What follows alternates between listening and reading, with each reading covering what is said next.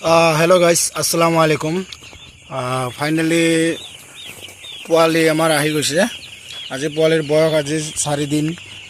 তো বাচ্চাৰ যেটো পোৱালিটোৰ শৰীৰ ঠিকে আছে, তেওঁ বডি ওয়েট বিলাকো বঢ়িয়া হৈছে, সুন্দৰ।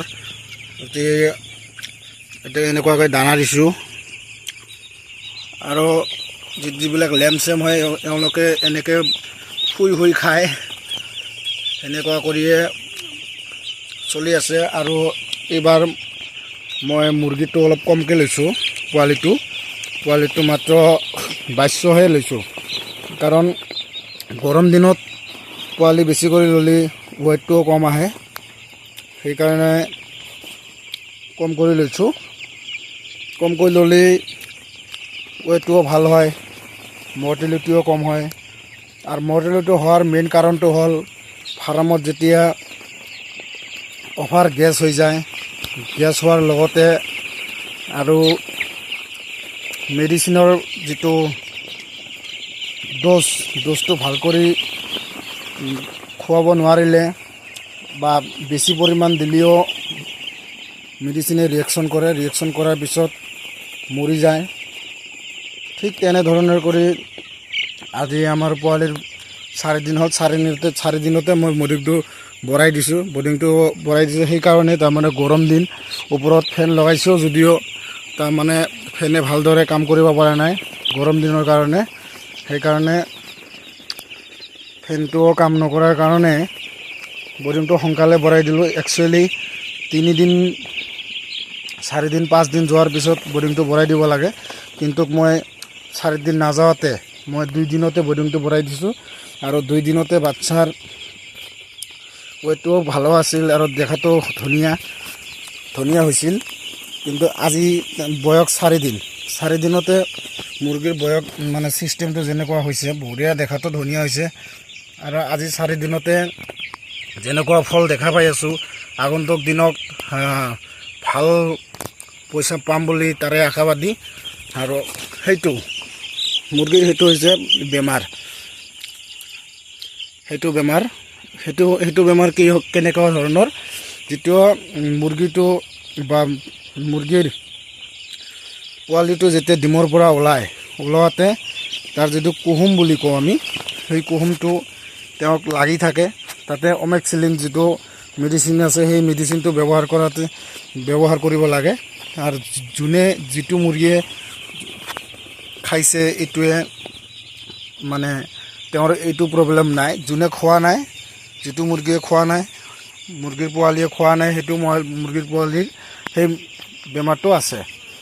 সেইকাৰণে ভালদৰে আজি যোৱাকালি ৰাতি মই ৰাতি 1:30 খেদি আছিলোঁ।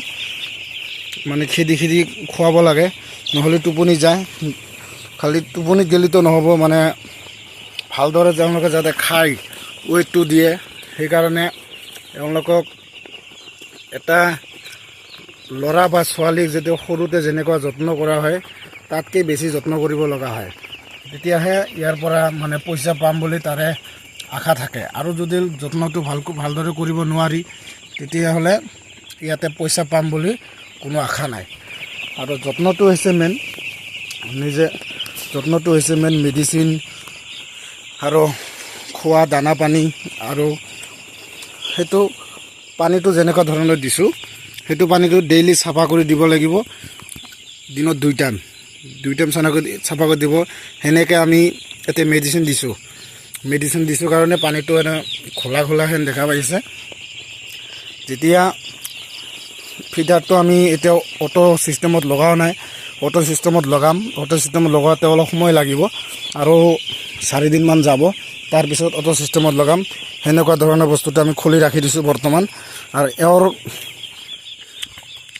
সেইটো ইয়াৰ লগত লাগিব। তেতিয়াহ'লে পাইপেদি পানীটো আহি তাতে ভৰিব। মুৰ্গীয়ে খোৱাৰ পিছে যেতিয়া ফুৰাই যাব, পানীটো ফুৰাই যোৱাৰ লগত তাৰপিছতে আকৌ পানী আহি তাতে ড্ৰিংকাৰত জমা হ'ব। ফিটাৰ ড্ৰিংকাৰ এইবিলাক বস্তু ভালদৰে চাফ চিকুণকৈ ৰাখিব লাগিব, যাতে ফাৰ্মত কোনো ধৰণৰ ইকলা নাহে বা CID নাহে, CID ইকলা সেইবিলাক বস্তু ভালদৰে মেইনটেইন কৰিব লাগিব। পোৱালিবিলাক খাই দাই এনেকৈ বাগৰি আছে, মানে শুই দিছে।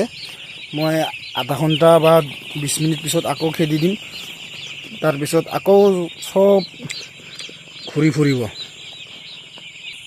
এই চাওক খেদি দিয়াৰ পিছে পিছে মিলি গ'ল। চব বৰ্ডিঙতে বাচ্চা দানা খাই আছে,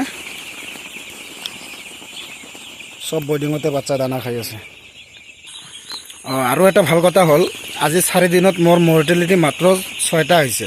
তাৰে আৰু এটা বেয়া কথা, মই যেতিয়া বাল্টিয়ে দি পানী দিব ধৰিছিলোঁ, সেই সময়তে ভৰিৰ তলত পৰি তাৰ নাৰভুৰি যি আছিল চব ওলাই গ'ল। সেইটো হ'ল বেয়া কথা। মই নিজে এটা ফাৰ্মাৰ হোৱাৰ পিছতো সেইখিনি মই মেইনটেইন কৰিব পৰা নাই। ভৰিৰ তলত মুৰ্গীৰ বাচ্চা পৰি মৰি যায়, সেইটো বৰ দুখ লগা কথা।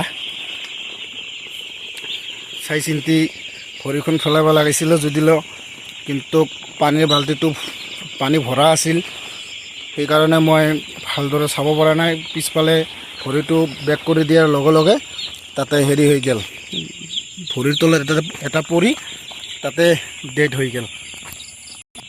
সেইটো হৈছে ডেড হোৱা পোৱালিটো, মোৰ ভৰিৰ তলত পৰি ডেড হৈছে। সেইটো পানীৰ বাল্টিত যেতিয়া পানী ফুল আছিল তেতিয়া মই ভৰিৰ তলত পৰিছিল সেইটো বাচ্চা। তো আজিৰ কাৰণে এইখিনিয়ে কথা হ'ল। নেক্সট ভিডিঅ' আহি আছে, আপোনালোকে অপেক্ষা কৰক 10 দিন পিছত।